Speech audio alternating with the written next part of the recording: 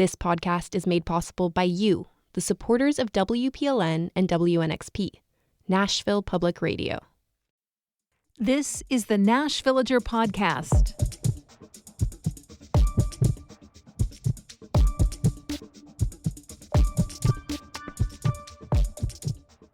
It's August 27th, 2025. On this day in 1966, a Tennessee man named George Holloway became the regional president of the United Auto Workers Union. And this was a big region covering much of the South. It was an incredible achievement for Holloway, given the intense level of pushback he'd experienced over the previous decades as he fought to make workplaces better for him and people like him. And it was also a major achievement because Holloway was Black.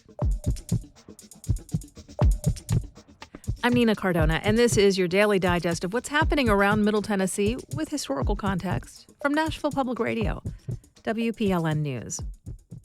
George Holloway was born and raised in Memphis during the height of Jim Crow segregation. It was also the height of Boss Crump's political machine. Edward Crump had a hand in the workings of government all over this state, but Memphis was his home base. Crump was incredibly powerful there. And Crump was vocally opposed to two things that directly impacted Holloway: integration of Black and white people together and union organization. Now, Holloway was raised by a union man. His dad was a Pullman porter, one of the famed hospitality workers who made turn-of-the-century train rides a luxurious treat for wealthy white folks. The elder Mr. Holloway was a proud member of the Brotherhood of Sleeping Car Porters. But even within the union, membership was segregated. Black porters had to hold separate meetings from their white peers, and they had very little direct negotiating power with the train lines. Well, when George was about 12 years old, he went with his father to a union gathering, hoping to hear a speech by labor and civil rights leader A. Philip Randolph. But Boss Crump compelled the Memphis police to remove Randolph during his speech and put him on a train headed out of the city. The message was clear. We don't want any of that kind of organizing talk in our city, especially not amongst Black folks.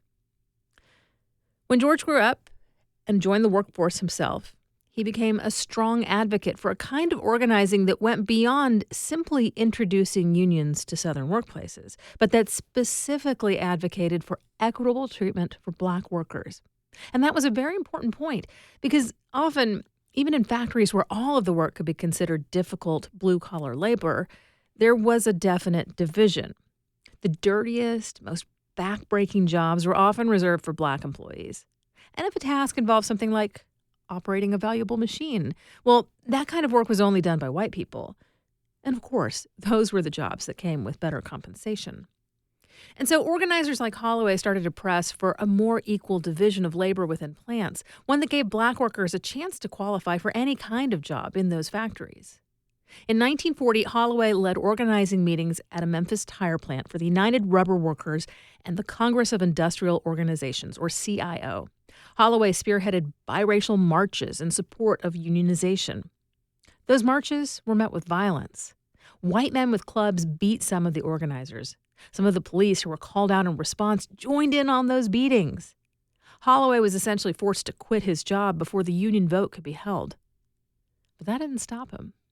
He moved over to another factory, one for International Harvester, and continued his drive for equal treatment and unionization.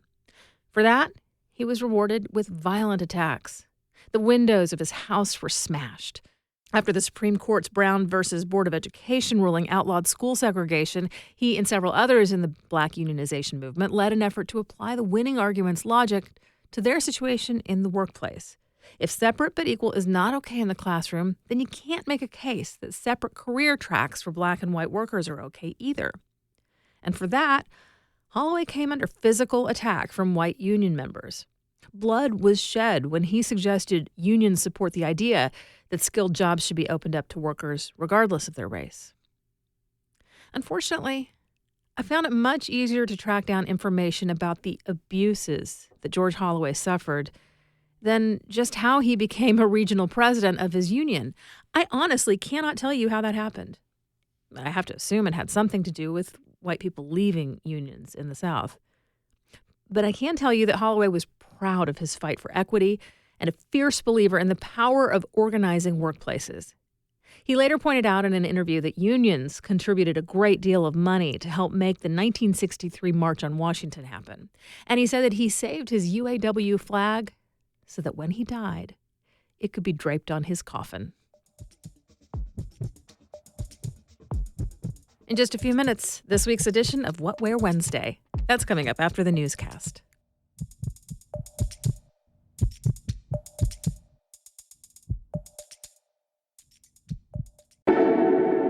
I like to say Nashvillager in the morning. This is Nashville in the afternoon. I'm Blake Farmer, the new host, and yes, WPLN's midday show is also a podcast, and we understand lunchtime listening may not be your thing, but that doesn't mean you have to sit out. You can listen wherever you get your podcast, like right here, or ask your smart speaker to play the latest episode of This is Nashville.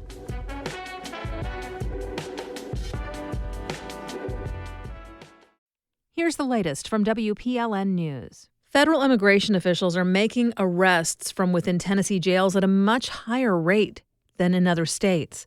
A new report ranks Tennessee second only to Texas in the number of people ICE picks up from jail. The data suggests more ICE agents in the state are relying on local police to carry out President Donald Trump's promise of mass deportations. WPLN's Miriam reports. ICE is pretty active in Tennessee. A report from the Prison Policy Initiative finds that Tennessee is in the top 5 for ICE arrests per capita. The state ranks even higher when you look at arrests that happen inside jails.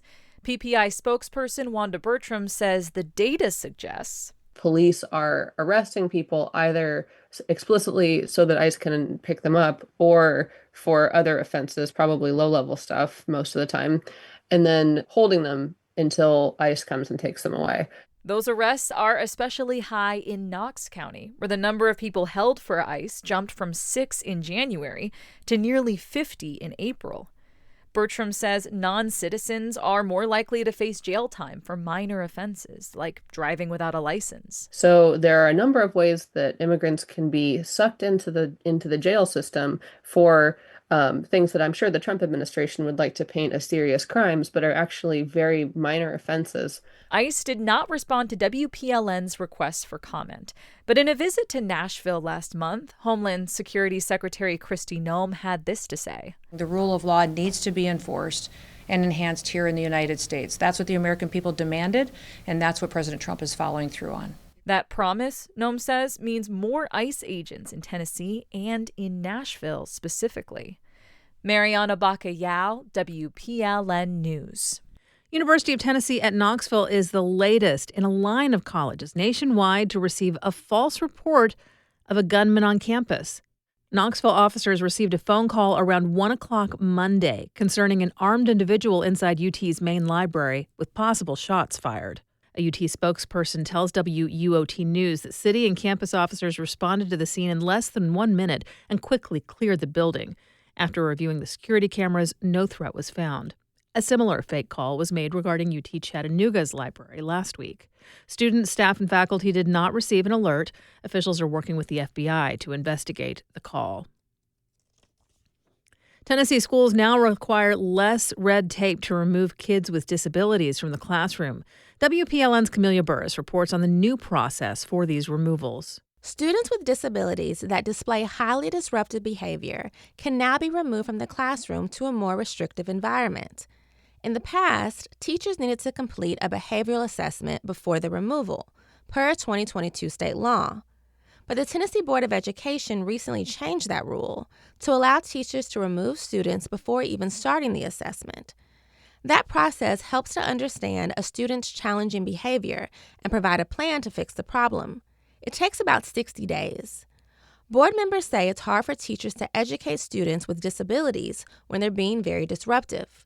Now, a student's individualized education program team can decide to move a student to a more restrictive environment. Federal and state disability laws require that students are educated in the least restrictive environment. Disability advocates worry that removals will be overused every time a student is disruptive, and about the effectiveness of doing assessments after classroom removal. Board members say the removals will not be a first resort. WPLN News, Camelia Burris. Nashville court officials are working on changes to how night court judges set bonds. The Metro budget approved this year includes money for 6 people to work with the judges. Under the changes, they'll help with research on people who've been arrested, including checking for criminal history outside of Davidson County. Those assistants will also speak to the people who've been arrested, gathering information judges need when setting bonds. But the Nashville Banner reports that last part, and getting people to sign documents as part of that step, could pressure people presumed innocent to incriminate themselves. Officials say the system is still a work in progress. Job listings to hire the new judicial assistants have not yet been posted. A secretive marsh bird once found in Tennessee wetlands is endangered. The eastern black rail was federally listed in 2020, and the U.S. Fish and Wildlife Service is now drafting a plan for its recovery. WPLN's Caroline Eggers has more. The eastern black rail is a small, dark gray bird with red eyes. It lives in wetlands, like fresh and saltwater marshes and wet meadows. Rails have a unique ability. They laterally compress their bodies to walk through marsh without moving a blade of grass. That's likely where the expression skinny as a rail came from.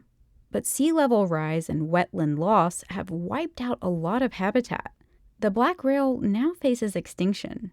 There could be as few as thousands left. And the Fish and Wildlife Service's plan to protect habitat could be hard locally. Tennessee lost many of its long-standing wetland protections this year after Governor Bill Lee signed a developer-backed bill into law. Certain marshes that are not directly connected to streams or rivers can be drained, covered in concrete, and built over, without any mitigation for the lost ecological functions, including habitat. Caroline Eggers, WPLN News. Cracker Barrel is changing its logo back to the iconic man and barrel after its new, more minimalist design sparked outcry from fans and the White House. President Donald Trump posted on social media yesterday calling for Cracker Barrel to scrap the new design. Hours later, the Lebanon-based restaurant chain confirmed that its beloved old-timer and his barrel will be back. You'll find more news anytime at WPLN.org. There's so much business around music in this city, but sometimes you just need to take it back to just friends playing tunes outside on a summer's day. Marquise can tell you more.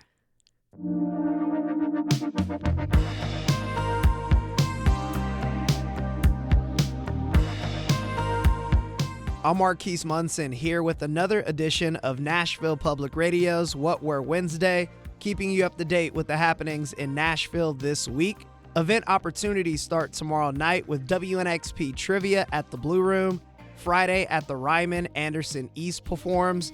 Back at the Blue Room on Saturday with Savannah Conley.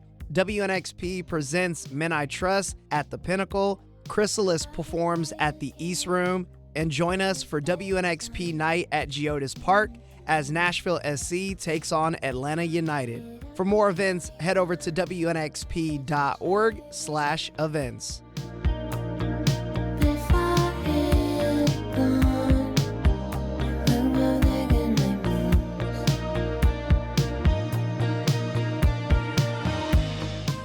This Saturday, August 30th, is also Play Music on the Porch Day. The idea behind the international event is what if everybody took one day and stopped and we all just listened to music? One of the places participating in the day is Prospect Music House, located in the historic Edge Hill area. Sonny McClure, homeowner and facilitator of Prospect Music, hopes to provide a creative space where musicians from all over can come together. When I decided to rent a house, it was during the pandemic. I was in an apartment and I wanted to rent a house. And I figured if I was going to rent one, I wanted one that was big enough that my friends from other states who were in music could come experience Nashville and not have to pay for the hotels and stuff because it can be really expensive. So I ended up renting a house that was way bigger than I need for my dog and me. And I spent the winter of 2020-21 with an Allen wrench in my hand furnishing the place because I didn't. But in the end, I couldn't figure out what to do with the front room, the living room of the house. So I gave it a lot of thought And kind of dawned on me once that, well, if I'm having musicians come and they want to experience Nashville and get to know people, I should have a place for them to be able to rehearse and perform and co-write. So that's what I made the living room into. So that space is entirely reserved for music, and it's a listening room. And it's available for people to use, particularly if someone wants to do a house concert, but they don't have a house, they don't have a place big enough, or they want to do a co-write on neutral ground, whatever, however they want to do it. Prospect House music is just about music.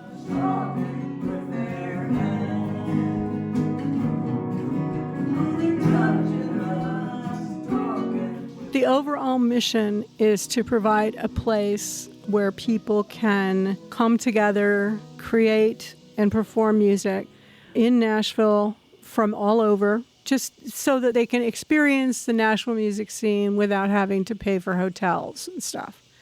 Over Easter weekend, I had a couple from the Czech Republic here. This weekend, I'm having somebody from Oklahoma City. Last weekend, it was somebody from Atlanta. There's space. People can come. If you go to the website, all the information is there, the FAQ. No, there's no charge for any of it. On the third Tuesday of every month, we have a benefit that's hosted by the Reel and the Hook Entertainment. They do songwriter rounds. They bring in 6 songwriters and do 2 rounds of music, third Tuesday of every month. Once a year, we have the Nashville 24, which is a 24-hour songwriting marathon challenge. The challenge is to write or co-write 24 songs in 24 hours. And we work straight through from 3 a.m. Saturday to 3 a.m. Sunday. And then whatever else people want to do. Those are the regular things that we have. But, if somebody needs the space, we've had people sign up and do co-writes here. There's lots of different rooms you can use. And no charge, really. And locals are welcome too. It's not a flop house. It's a place you can stay when you have music business in Nashville and experience the Nashville music scene as a musician.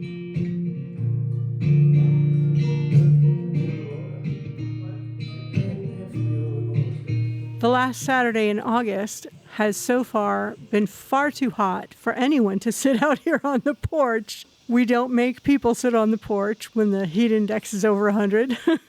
We use the main room, and we actually run the amps out the door onto the porch. So people can hear going by, and I do put up signs and stuff so anybody can stop in. We have refreshments and people just sitting around playing music, and it can be anyone. If you're a kid taking piano lessons and you want to come in and do something on the keyboard or practice in front of people, you can do that. Somebody who wants to try new material can come in and give it a shot. We can jam. It's anything, and it runs from noon to 4 here on Saturday. There are other locations, but for us, it's noon to 4. For more information about Prospect House music and other events happening this week, visit WNXP.org. My name is Marquise Munson, and thank you for listening to another edition of What Were Wednesday. So you fall far, I made a story in my head of where you came from. We do this roundup of Nashville news every weekday, so subscribe in your favorite podcasting app to make sure you never miss an episode. And if you like this, you'll probably enjoy the Nashvillager newsletter, too. You'll get perspective from more of my colleagues at Nashville Public Radio and links to the stories we're following. Sign up for those daily emails at WPLN.org/Nashvillager. Thanks so much for listening. Let's make this day a good one, and we'll catch back up tomorrow.